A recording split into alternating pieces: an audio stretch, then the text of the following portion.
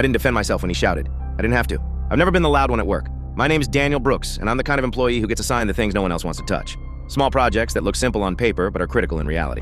This one was for a major client, and I handled everything alone. Back-end development, on-premise installation, client requests, and presentations. No team, no safety net.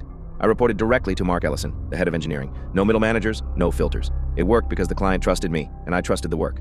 Then a new manager was assigned to the project. His name was Kevin Rhodes. Mark told me clearly, Kevin won't interfere. He's just here to handle client communication so they don't reach you directly.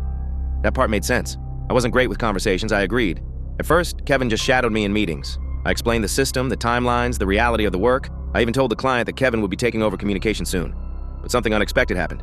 The client kept bypassing him.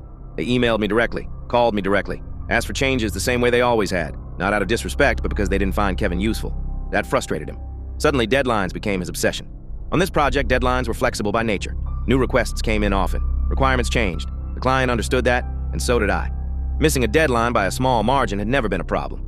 But Kevin didn't care about context. Every delay became a mark. Every change became a failure. Every explanation became an excuse. I tried to explain. I told him the client was fine with it. I told him this was how the project had always worked. He didn't listen. He just kept documenting missed deadlines, chasing me, building a case, until one day he used it. He raised his voice at me in the office. Loud, angry, public. Keyboard stopped. Conversations died mid-sentence. Heads turned. Mark, HR, even Lisa Grant, the CEO, were on the floor that day. There was nowhere for the sound to go. We were a small company in a small office. No glass cabins, no soundproof rooms. When someone shouted, everyone heard it. Every word, every tone. I didn't respond, I didn't argue, I didn't defend myself, I didn't complain. I kept my head down and went back to work. A couple of days later, Kevin came to my desk. He apologized. Quietly. Suddenly. Without explanation. I didn't know what had changed. I just said, "It's okay." Later that day, Sarah Patel from HR called me into her office. She told me there had been a meeting, a serious one. Mark had called in Lisa, HR, and Kevin. She told me exactly what Mark had said. "How dare you raise your voice at my team member?" Not shouted, not emotional, calm, but firm enough to echo. The meeting didn't last long. Kevin received a written warning that day. I never asked for it. I never complained. I didn't even know it was happening.